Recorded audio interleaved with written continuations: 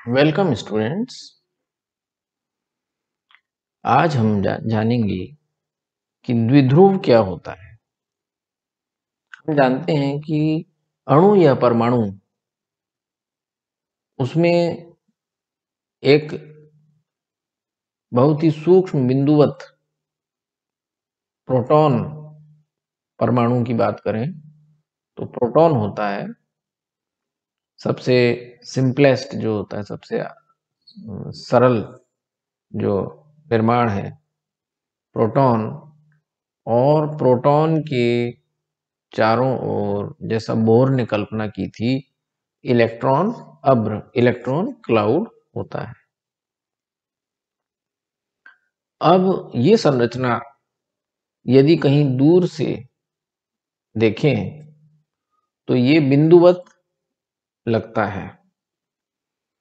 वास्तव में ये बिंदुवत कैसे है, क्यों है, और इसका विस्तृत विवेचन नेक्स्ट चैप्टर में इलेक्ट्रिक फील्ड इन मैटर में और करेंगे। लेकिन यहाँ ये समझना काफी रहेगा कि यदि परमाणु अध्रुवी है तो आवेश वितरण के ये केंद्र संपाती होते हैं। हम जानते हैं, पिछली कक्षा में हम पढ़ चुके हैं कि द्विध्रुव डाइपोल का निर्माण होता है जब दो बराबर परिमाण के परंतु विपरीत आवेश बहुत ही सूक्ष्म दूरी से अलग हो, तो ये बनाता है एक द्विध्रुव। लेकिन यदि दूरी, उनके बीच की दूरी शून्य हो तो आवेश वितरण के केंद्र संपाती होते हैं, तब द्विध्रुव का निर्माण नहीं होता है। लेकिन यदि इलेक्ट्रॉन अभ्र और बिंदुवत नाभिक, इनके आवेश केंद्र के बीच में दूरी हो तो ये एक डाइपोल बनाता है।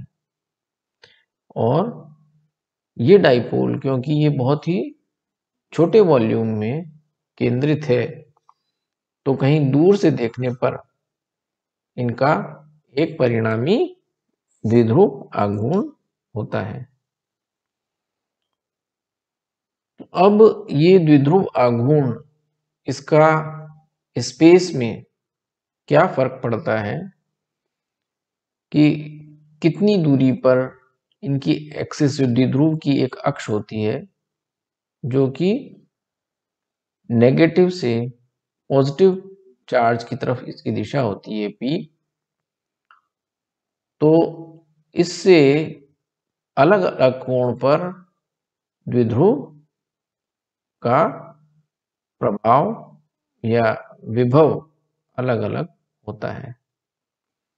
तो इसको समझने के लिए हम ये देखें सर्वप्रथम कि जैसे HCl है, हाइड्रोक्लोरिक एसिड, हम जानते हैं कि इसमें धनायन है और ऋण आयन है, तो यूं तो ये उदासीन है, परंतु इन आवेशों के वितरण केंद्र अलग अलग होते हैं। तो इसलिए इसका एक नेट डाइपोल मोमेंट होता है 3.43 into 10⁻⁻³ coulomb into metre. Carbon monoxide है, इसका बहुत ही कम होता है क्योंकि दोनों की प्रकृति इलेक्ट्रोनेगेटिव है। द्विध्रुव आघूर्णों से इनकी संरचना ज्ञात की जा सकती है। इस स्लाइड में हम देखते हैं कि एक विद्युत द्विध्रुव इलेक्ट्रिक डाइपोल XY तल में प्रारंभिक Z एक्सिस की ओर मूल बिंदु O पर सममित रखा है। कोई बिंदु है P स्पेस में, ये इसकी मूल अक्ष हो गई, स्टार्टिंग पॉइंट। जीरो एक्सिस, इससे थीटा कोण बनाते हुए कोई स्थिति सदिश OP इक्वल टू R है। यहां पर हमें विभव का सूत्र उत्पन्न करना है P बिंदु पर। बिंदु P द्विध्रुव के आकार की तुलना में अत्यधिक दूरी पर स्थित है। चित्र में +q -q आवेश हैं, तो डाइपोल मोमेंट की डायरेक्शन -q से P+q की दिशा में होती है और यहां पर इसकी जीरो एक्सिस इधर है। B द्विध्रुव का विस्तार है, तो OA d/2 हो गया और OB भी d/2 हो गया। P प्रेक्षण बिंदु है, R थीटा प्रेक्षण बिंदु के कोऑर्डिनेट्स हो गए, पोलर कोऑर्डिनेट्स। R1 यदि देखें तो BP दूरी है R1 वेक्टर, AP हो गया R2 वेक्टर और एंगल POB थीटा है। PB को हम कंस्ट्रक्शन करते हैं। अब ये लगभग समांतर होगी क्योंकि ये समुचित दूरी पर है, इसलिए BP और AP पैरेलल होते हैं लगभग। तो PB को हम M तक बढ़ाते हैं और PA है, तो M से हमने OP पर लंब डाला ML, OP पर OP लंबवत है, ML OP के लंबवत है।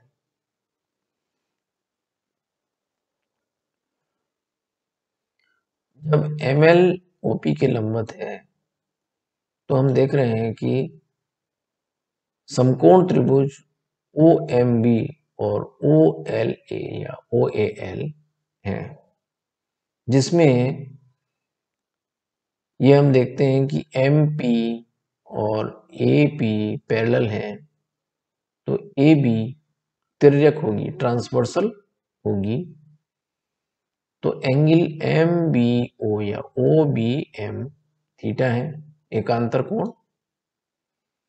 इसी प्रकार OAL भी थीटा हो गया, संगत कोण या कॉरस्पॉन्डिंग एंगल। इससे हम MB और AL की दूरी निकाल सकते हैं आसानी से। यहाँ पे देखते हैं, इसका हमने प्रतिरूप बनाया है OBM और OAL।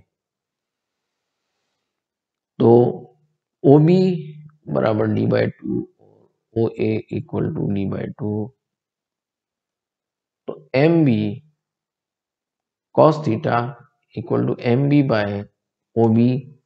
This implies that MB equal to OB cos theta या MB is equal to d/2 cos theta। इसी प्रकार AL भी d/2 cos theta आ जाता है। अब यदि हम ध्यान से देखें तो ये हमने ज्ञात कर लिया, ये R1 है, तो MP दूरी हो जाती है d/2 cos theta plus R1 और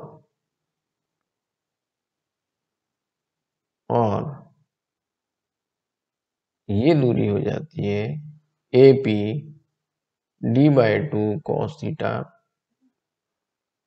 R2 minus d/2 cos theta। देखें R1 is equals to BP is equals to MP minus BM, MP minus BM, इतना घटा देंगे तो ये दूरी आ जाती है। ऐसे ही इसमें ये दूरी जोड़ दें तो टोटल AP दूरी आ जाती है। तो AP is equal to AL plus LP is equal to R plus D by 2 cos theta. अब ये R है OP के बराबर।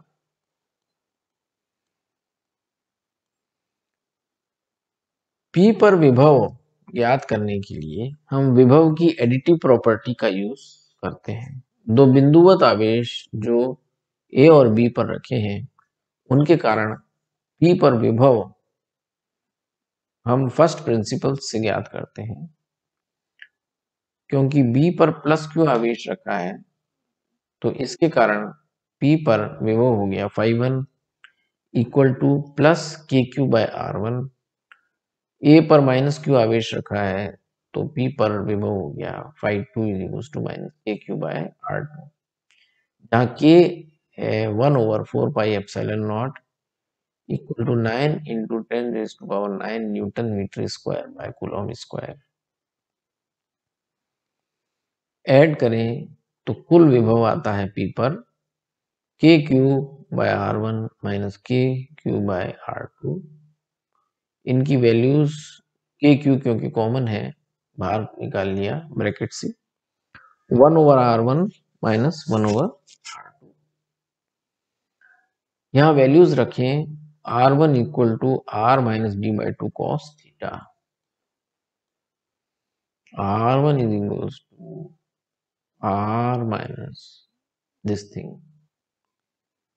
R2 is equals to R plus D by 2 cos theta.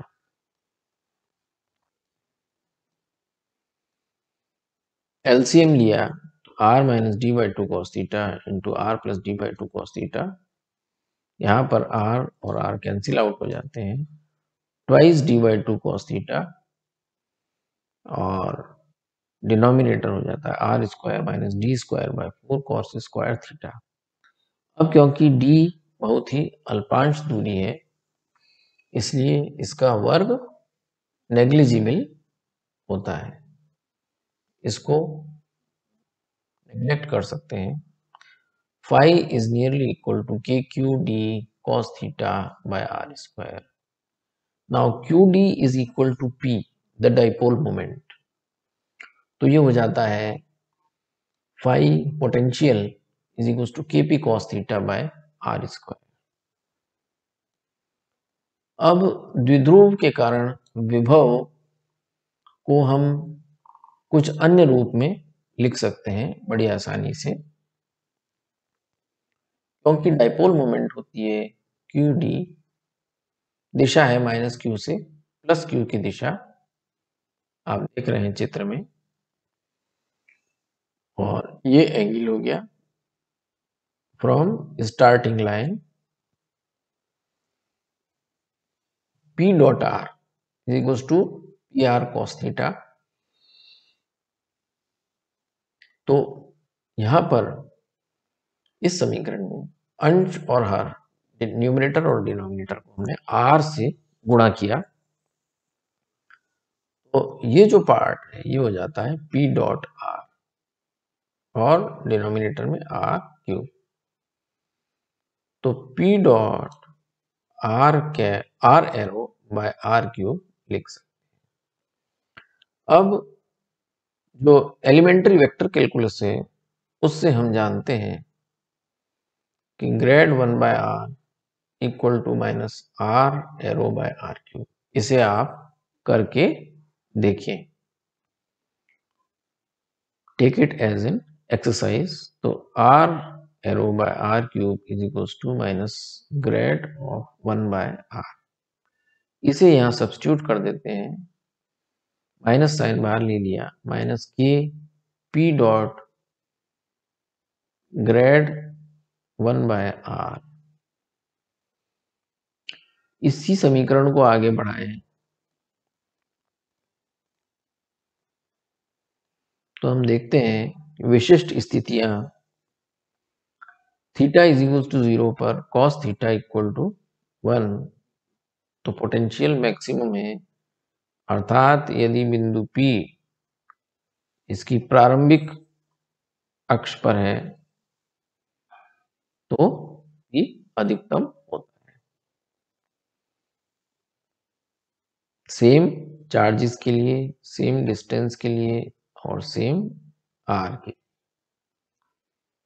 जब बिंदु P डाइपोल की निरक्ष पर हो, ये अक्ष हो गया, ये निरक्ष हो गया, एक्सिस एंड इक्वेटोरियल एक्सिस।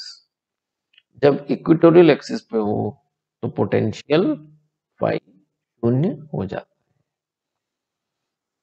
भौतिक रूप से भी और मैथमेटिकली भी ये चीज हम जान सकते हैं।